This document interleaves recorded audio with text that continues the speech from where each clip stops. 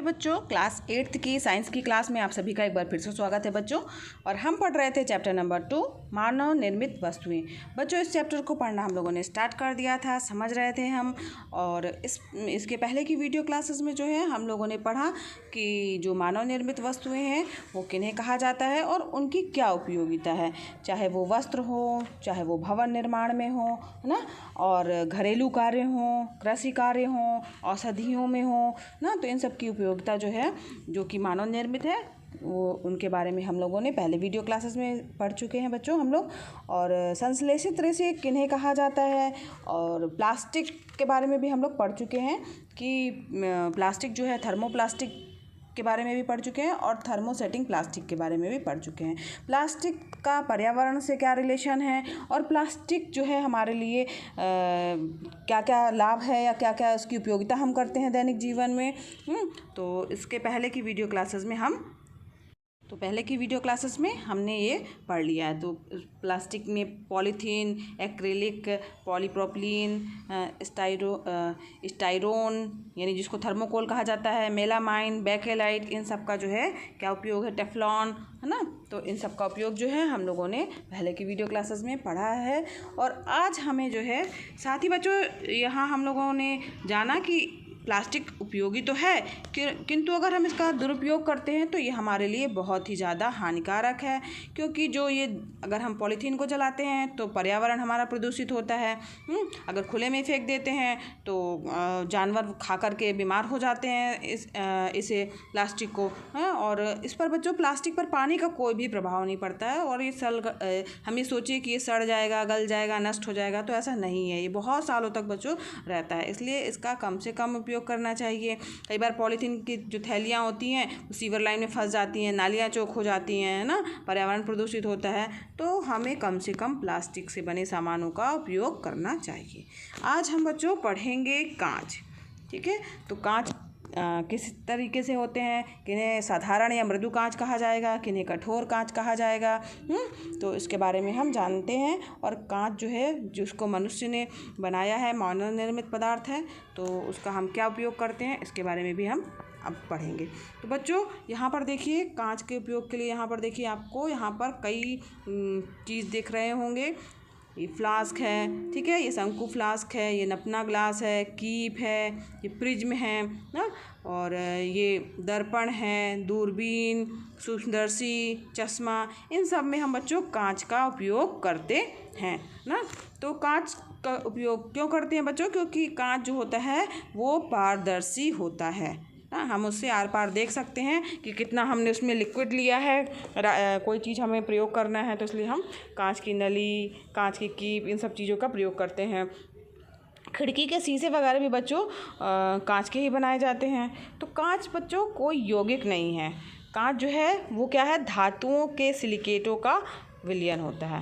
कांच क्या है बच्चों? धातुओं के सिलिकेटों का विलयन या जिसे मिश्रण कहा जाए वो होता है। साधारण कांच जो होता है वो सिलिका, सोडियम सिलिकेट और कैल्शियम सिलिकेट का मिश्रण होता है।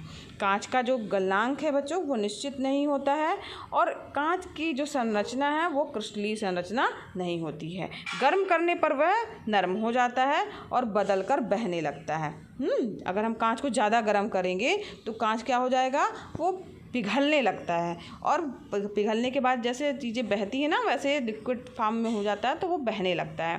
कांच को ठोस ना कह करके अतिशीतित द्रव कहा जा सकता है कि वह क्या है, अतिशीतित द्रव है। ठीक है, तो यहाँ पर कांच की कोई संरचना बच्चों निश्चित नहीं होती है ना, तो इसकी गुणवत्ता जो है इसके अवयवों पर निर्भर करती है। और कांच के इन्हीं गुणों एवं संरचना के आधार पर जो है इन्हें भागों में बांटा गया है, जैसे मृदु कांच या साधारण कांच कहा जाए, कठोर कांच कहा जाए। ठीक है, तो और साथ ही जो है प्रकाशीय कांच भी होता है। तीसरा प्रकार इसका क्या है, प्रकाशीय या कांच। ठीक, तो यहाँ पर जो है 3 भाग हैं इसके। तो यहाँ पर साधारण कांच की अगर हम बात करें या मृदु कांच किसे कहा जाएगा, तो यह बच्चों सोडियम कार्बोनेट, चूना पत्थर और रेत को मिला करके बनाया जाता है। इसका उपयोग जो है वो बोतल, परख नली, खिड़की के शीशे आदि बनाने में किया जाता है। तो साधारण कांच का उपयोग आप समझ गए कि ये कैसे बनता है। तो सोडियम कार्बोनेट, चूने का पत्थर, रेत मिला दिया जाएगा तो क्या बन जाएगा, साधारण कांच बन जाएगा। और इसका उपयोग करके जो है वो बोतल, परख नलियाँ, जो हम एक्सपेरिमेंट वगैरह करते हैं ना, तो उसमें जो परख नली होती है लंबी सी, वो और जो खिड़की हैं उसके शीशे, वो सब बनाने में हम साधारण कांच का ही प्रयोग करते हैं। अब हम बात करते हैं जो इसका दूसरा प्रकार है, वो है कठोर कांच का। तो कठोर कांच बच्चों क्या होता है, यह बच्चों पोटेशियम कार्बोनेट, चूना पत्थर और रेत के मिश्रण से बनता है। ठीक है, तो पहले वाले में भी चूना पत्थर और रेत था, लेकिन सोडियम कार्बोनेट था। लेकिन जब हमें कठोर बनाना है किसी कांच को, तो सोडियम की जगह पर हम क्या इस्तेमाल करेंगे, पोटेशियम कार्बोनेट का इस्तेमाल करेंगे। सोडियम कार्बोनेट की जगह पे पोटेशियम कार्बोनेट का इस्तेमाल, प्लस चूने का पत्थर प्लस रेत, इन सबको मिलाने पर कठोर कांच बनता है।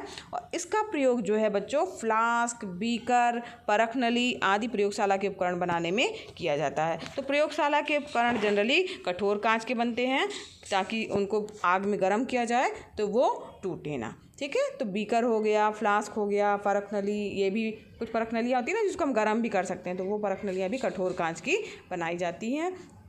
तो अब तीसरा इसका प्रकार है बच्चों फ्लंट या प्रकाशी कांच। तो ये जो है वो किससे बनता है, तो ये बच्चों sodium carbonate, potassium carbonate, boric acid तथा सिलिका के मिश्रण को गर्म करके प्राप्त किया जाता है। तो जो साधारण कांच था बच्चों, ध्यान से समझिए, सोडियम कार्बोनेट, चूना पत्थर, रेत था। कठोर कांच में पोटेशियम कार्बोनेट, चूना पत्थर और रेत था। और जो ये प्रकाशीय कांच है उसमें सोडियम कार्बोनेट है, पोटेशियम कार्बोनेट भी है, जो इन दोनों में था। ये देखिए इसमें जो था वो दोनों चीज़ें इसमें हैं। साथ ही बच्चों बोरिक एसिड और सिलिका, वही जो जिसको कहा जाए बालू जो होती है, उसके मिश्रण को गर्म करके प्राप्त किया जाता है। और इससे क्या बनता है बच्चों, इससे प्रिज्म तथा प्रकाशिक यंत्र के लेंस बनाए जाते हैं। जैसे हमारा सूक्ष्मदर्शी है ना, तो उसका लेंस भी जो है उसी से बना होगा। प्रिज्म जो है वो प्रकाशीय कांच से बना होगा। दृष्टि दोषों को दूर करने के लिए, यानी जो हमें आंखें जब हमारी बच्चों कमज़ोर हो जाती है तो चश्मा जो हमें लगता है, तो उसके लिए जो कांच लगाए जाते हैं वो जो है वो प्रकाशीय कांच ही होते हैं। चश्मों के लेंस भी फ्लिंट कांच से ही निर्मित किए जाते हैं। ठीक है, अब जाने कि हम धूप में चश्मा क्यों लगाते हैं बच्चों। तो धूप में चश्मा हम क्यों लगाते हैं बच्चों, सब लोग लगाते हैं ना, काला चश्मा लगाए रहते हैं। तो धूप में अगर हम चश्मा लगाते हैं तो जो सूर्य की रोशनी है वो हमारी आँखों को जो है चुभती नहीं है, और सूर्य की गर्मी से बचने के लिए जो है वो धूप के चश्मे आँखों में लगाए जाते हैं। और इन चश्मों के कांच में थोड़ा सा सीरियम ऑक्साइड मिला होता है। उससे क्या होता है, जिससे वह स्थायी रूप से रंगीन हो जाता है। मतलब रंगीन यानी काला चश्मा हो गया, या थोड़ा ब्राउन सा चश्मा लगाते हैं। इसको करने से क्या होता है कि धूप में ये चश्मे आँखों को राहत देते हैं, और धूप से छाया में आने पर साफ ना दिखाई देने के कारण ये अनुपयोगी हो जाते हैं। जनरली काला चश्मा हम लगाते हैं ना, धूप होती है, रात में भी लगाते हैं क्या, नहीं लगाते ना, क्योंकि धूप के लिए ही वो है। और इसमें जो है वो क्या रहता है, उसमें सीरियम ऑक्साइड रहता है, जिसके कारण जो है वो रंगीन हो जाता है। आजकल बच्चों फोटोक्रोमिक कांच के लेंसों का प्रयोग किया जाने लगा है, और इस कांच में सिल्वर आयोडाइड जो है मिला होता है। धूप में सिल्वर आयोडाइड जो होता है वो विघटित होकर चांदी या व आयोडाइड बनाता है। ठीक है, सिल्वर यानी चांदी होता है, मतलब उसके दो पार्ट हो जाएंगे, सिल्वर अलग हो जाएगा, आयोडाइड अलग हो जाएगा। तो सिल्वर की यह परत जो होती है चश्मे के लेंसों को गहरा रंग प्रदान करती है ना। तो जो सिल्वर में अलग होता है, तो उसके कारण जो हमारे चश्मे का लेंस है वो क्या हो जाता है, गहरे रंग का हो जाता है। और जब छाया में जाते हैं तो छाया में सिल्वर तथा आयोडाइड पुनः संयोग करके सिल्वर आयोडाइड बना लेते हैं, जिससे लेंस पहले की तरह हल्के रंग के हो जाते हैं। तो कई बार होता है जिसका पावर वाला चश्मा होता है, तो वो काला चश्मा कैसे लगाएगा, उसके तो आँखों में पावर भी है, तो उसके लिए जो है इस तरीके के कांच, फोटोक्रोमिक कांच का प्रयोग किया जाता है। इसमें जो है धूप में जाने पर उनका चश्मा काला हो जाएगा, और जब वो छाए में रहते हैं या रात में रहते हैं तो उनका चश्मा जो है वापस जो है नॉर्मल या हल्के रंग के कलर में हो जाता है।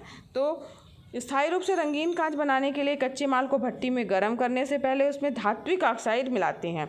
अब धात्विक ऑक्साइड जैसे कोबाल्ट ऑक्साइड से नीले रंग का बनाया जाता है, फेरिक ऑक्साइड से हल्के नीले रंग का, क्रोमियम ऑक्साइड से हल्के हरे रंग का, सीरियम ऑक्साइड तथा क्यूप्रस ऑक्साइड से पीले रंग का कांच बनाया जाता है। तो इस प्रकार से जो है चश्मों का निर्माण किया जाता है, रंग अलग अलग कलर के। और चश्मा हम क्यों लगाते हैं ये आपको समझ में आ गया होगा बच्चों। अब हम बात करते हैं मृत्तिका की। मृत्तिका मतलब होता है मिट्टी, ठीक है। तो मृत्तिका मतलब हो गया क्या, मिट्टी। तो मृत्तिका किसे कहेंगे, तो बच्चों जब हम देखते हैं कि कुम्हार जो है वो मिट्टी के बर्तन बनाता है, देखा होगा ना आपने। तो कच्चे बर्तन पहले वो बनाता है, फिर पकाता है मिट्टी के बर्तन को। तो इसके लिए बच्चों जो कुम्हार है वो एक विशेष प्रकार की मिट्टी का प्रयोग करते हैं, जिसे चिकनी मिट्टी या क्ले कहते हैं। गुथी हुई चिकनी मिट्टी से, जब जो चिकनी मिट्टी जो बनाई जाती है या गुथा जाता है उसको, तो उससे जो है जो चाक होता है, एक गोला जो होता है, जिसमें कुम्हार जो है घुमा घुमा करके बर्तन का निर्माण करता है। तो इसमें गुथी हुई चिकनी मिट्टी से चाक द्वारा पहले कच्चे बर्तन बना लिए जाते हैं, उनको हाथ से घुमा करके सेक दिया जाता है। फिर उन कच्चे बर्तनों को जो है उच्च ताप पर भट्टी में पकाया जाता है, और पके हुए इन बर्तनों को ही मृत्तिका कहा जाता है, ठीक है। अब ये तो बात हो गई मिट्टी की। तो आपने चीनी मिट्टी के भी बर्तन देखे होंगे ना बच्चों। तो वास्तव में चीनी मिट्टी क्या है, तो चीनी मिट्टी भी एक प्रकार की सफ़ेद मृत्तिका है। इसमें आपने चीनी मिट्टी की क्या क्या चीज़ें देखी होंगी, कप प्लेट देखे होंगे, कप वगैरह देखा होगा ना, वो चीनी मिट्टी के ही बने रहते। केतलियाँ देखी होंगी, गाड़ियों के स्पार्क प्लग देखे होंगे, होल्डर, बिजली के फ्यूज़ होल्डर, ये सब जो हैं वो चीनी मिट्टी से बनाए जाते हैं। ये देखिए चित्र दिख रहा है आपको, मिट्टी के बर्तन बनाते हुए कुम्हार। तो यहाँ पर जो है ये आपको गोल गोल दिख रहा होगा, ये इसकी चाक है, और इस पर जो है वो जो मिट्टी है उसको रखता है, और उसके बाद इससे कच्चे बर्तन बनाता है, फिर उसको भट्टी में पकाया जाता है। तो आपने देखा भी होगा बच्चों कि किस तरीके से मिट्टी के बर्तन बनते हैं। तो आग्नेय चट्टानों में बच्चों फेल्डस्पार खनिज के क्षरण से एक विशेष प्रकार की मिट्टी बनती है ना। तो इस मिट्टी को बारीक छन्नी से छान करके जल के आटे की तरह हम गूंथ लेते हैं, और इसको कुछ दिनों के लिए रख देते हैं। तब क्या होता है कि पिघले प्लास्टिक की तरह जो है वो लचीली बन जाती है। अब इसे मनचाहे सांचों में ढाल करके खिलौने ना, पिघला प्लास्टिक के जैसे हो जाती है। तो अब इससे क्या होता है, खिलौने, मूर्तियाँ, बर्तन, टाइल्स है ना, ये सब बनाए जाते हैं। इन्हें आकर्षक एवं सुंदर बनाने के लिए बनाते समय मिट्टी में रंगीन धात्विक यौगिक को मिलाया दिया जाता है, ताकि उनका कलर आ जाए और सुंदर सुंदर चीज़ों को हम बना पाएँ। तो जो तैयार वस्तुएं हैं बच्चों, उनको सुखाने के बाद क्या किया जाता है, एक भट्टी में व्यवस्थित रूप से रख करके उच्च ताप पर पकाया जाता है। इस प्रकार जो प्राप्त वस्तुएं हैं वो सरंध्र होती हैं, पोरस होती हैं। इन पर अन्य रसायनों जैसे लेड ऑक्साइड अथवा टिन ऑक्साइड का लेप चढ़ा दिया जाता है, और फिर और अधिक गर्म कर दिया जाता है, जिससे ऊपर का लेप बच्चों क्या होता है, पिघल करके चमकीली परत के रूप में छिद्रों को ढक देता है। इन्हें जलरोधक कहा जाता है। जलरोधक जो है वाटरप्रूफ बना देता है ना। लेप लगा रहेगा तो चमकीली परत जो रहेगी, तो जो इसके पोरस हैं, जो इसके छिद्र हैं, तो उनको ढक लेगी, और जिससे ये क्या हो जाएगा, जलरोधी हो जाएगा। उसमें हम कुछ भी पानी वगैरह भी रख सकते हैं। मिट्टी के जो बर्तन इस टाइप के हो जाते हैं। तो मृत्तिका जो है क्या है, चीनी के बर्तन क्या हैं, कैसे बनते हैं, ये सब आप लोगों ने समझ लिया। अब हम चर्चा करते हैं बच्चों साबुन क्या है। तो ये भी हम लोगों ने बनाया है ना, मानव निर्मित चीज़ों की बात कर रहे हैं हम। कांच भी हम लोगों ने बनाया है, मिट्टी से हम बर्तन भी बनाते हैं बहुत सारे ना, तो जो उसका हम उपयोग करते हैं। तो मिट्टी के बर्तनों में जो है वो हम पानी वगैरह, मटके वगैरह का यूज़, सुराही का यूज़ करते हैं। तो ये सब जो है मानव निर्मित हैं। अब साबुन भी बच्चों मानव निर्मित ही है। अब इसका क्या उपयोग है, तो कुछ साबुन बच्चों औषधि के रूप में हम प्रयोग करते हैं। जैसे कुछ लोगों को त्वचा से संबंधित रोग हो जाते हैं, तो उनके लिए अलग साबुन होते हैं। तो जो उनके लिए अलग जो साबुन होते हैं बच्चों, उनमें कुछ मात्रा में कार्बोलिक अम्ल, गंधक, नीम का तेल, ये सब मिला करके बनाया जाता है उनको, ठीक है। तो रासायनिक रूप में साबुन जो है वो उच्च वसीय जो अपमार्जक के सोडियम तथा पोटेशियम लवण होते हैं, ठीक है। उच्च वसीय जो अम्ल हैं उनके सोडियम और पोटेशियम लवण जो होते हैं वो उसमें मिलाए जाते हैं।